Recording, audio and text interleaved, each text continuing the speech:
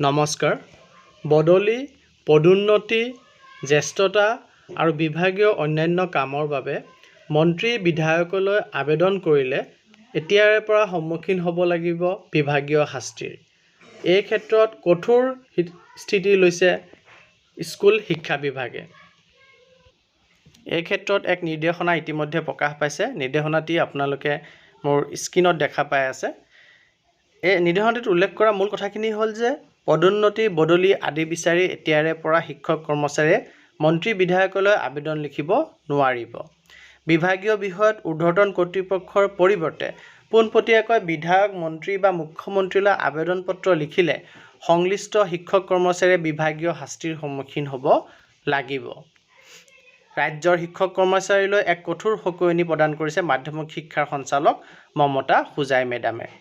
বৃহস্পতিবাৰে সঞ্চালক হোজাই মহোদয়াই প্ৰতিখন জিলাৰ বিদ্যালয় পৰিদৰ্শকলৈ এই জাননী প্ৰেৰণ কৰি কয় যে একাংশ শিক্ষক কৰ্মচাৰীয়ে বদলি, পদোন্নতি, জ্যেষ্ঠতা আৰু বিভাগীয় অন্যান্য বিষয়ত মন্ত্ৰী বিধায়কলৈ আবেদন কৰি আহিছে।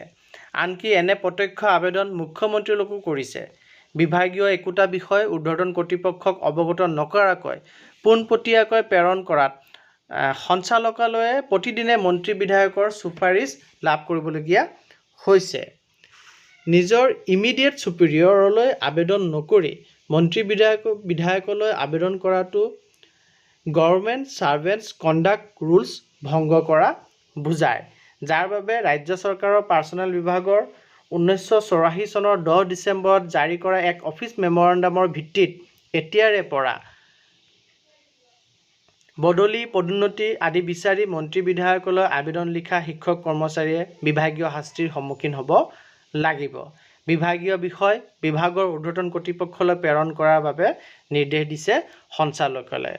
অৰ্থাৎ আপোনাৰ বিভাগৰ ওপৰত কিবা ওজৰ আপত্তি আছে, কিবা আবেদন আছে, তেতিয়াহ'লে আপুনি আপোনাৰ চুপিৰিয়ৰ অথৰিটিক এই বিষয়ে আবেদন কৰিব লাগে।